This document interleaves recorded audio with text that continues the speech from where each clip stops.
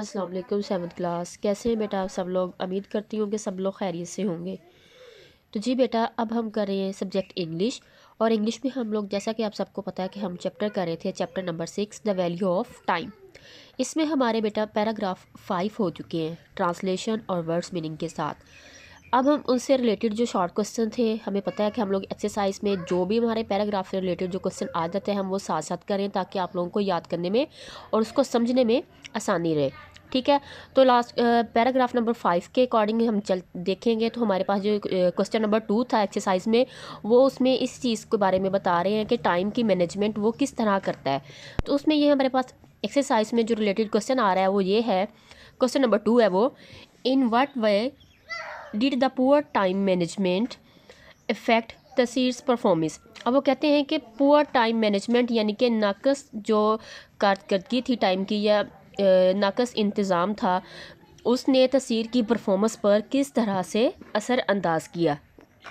तो इसका आंसर अब हम देखते हैं कि उसमें किस तरह उसने उसकी जो पुअर मैनेजमेंट टाइम मैनेजमेंट थी, उसने किस तरह उसके परफॉर्मेंस को, तस्वीर की जो कारकर्दगी थी उस पर असर किया है। पुअर टाइम मैनेजमेंट कास्ट तस्वीर टू रश हिज असाइनमेंट, यानी कि नाकस जो इंतज़ाम कारकर्दगी थी या नाकस इंतज़ाम था उसका, उसने वजह बनी किस चीज़ की, तसीर टू रश हिज असाइनमेंट्स, यानी कि उसके पास उसकी असाइनमेंट्स बहुत ज़्यादा हो गई थी, जिसकी वजह से वो उसे जल्दी जल्दी करनी पड़ी। और जब वो जल्दी जल्दी कर रहा था उसका बहुत सारा काम वैसे ख़राब हो चुका था और बाकी काम जल्दी में रह गया था। उसके नतीजे में क्या हुआ फिर, लीडिंग टू लोअर ग्रेड्स, उसके मार्क्स कम आने लगे। फिर जाहिर सी बात है, एक काम एक प्रॉपर टाइम पे करना है हम लोगों ने, ठीक है, तो उसमें हम लोगों ने उसे टाइम को देख के अच्छे तरीके से मैनेज करके करना है।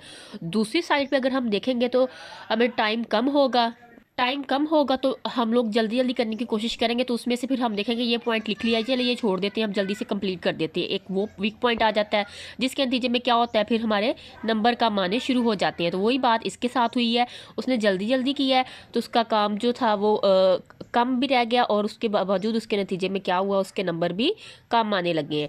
And concern from the teachers and parents, तो इसके अकॉर्डिंग इसको लेके उसके उस्ताज़ा और वालिदैन उसकी जो नाक़िस इंतज़ाम टाइम मैनेजमेंट की जो थी, उसका प्रॉब्लम था, उसको उस बड़ी तशवीश का इजहार कर रहे थे, यानी कि बहुत ज़्यादा वो परेशान थे।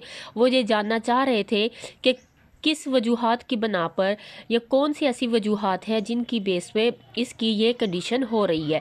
यानी कि टाइम मैनेजमेंट, सबसे पहले तो हमें यही पता होना चाहिए ना कि टाइम मैनेजमेंट हम लोगों ने अपनी किस तरह से करनी है और उसको कैसे लेके हम लोगों ने चलना है।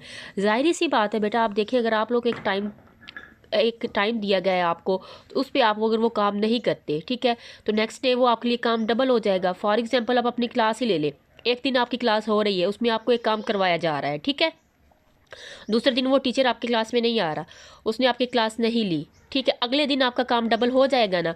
मतलब कि एक टाइम वो जो गया वो भी, और जो फिर हमारे पास सिलेबस का टाइम होता है उसमें फिर टाइम कम रह जाता है, और फिर हम जल्दी करते हैं जब, तो जाहिर सी बात है जल्दी टीचर भी जल्दी जल्दी करवाता है और बच्चों को भी उससे सही से समझ नहीं आती। वही बात यहाँ पे ये कर रहा है कि उसके टाइम मैनेजमेंट उसकी अच्छी नहीं थी, जिसकी वजह से वो हर काम जल्दी करता था और उसका काम रह जाता था। कुछ उसके जो की पॉइंट्स थे, जो इंपॉर्टेंट नोट्स थे, वो बनाने के लिए रह जाते थे। उसके नतीजे में क्या होता था, उसके मार्क्स कम आने लग गए थे, तो उसकी वजह से उसके टीचर्स और उसके पेरेंट्स बहुत ज़्यादा परेशान थे।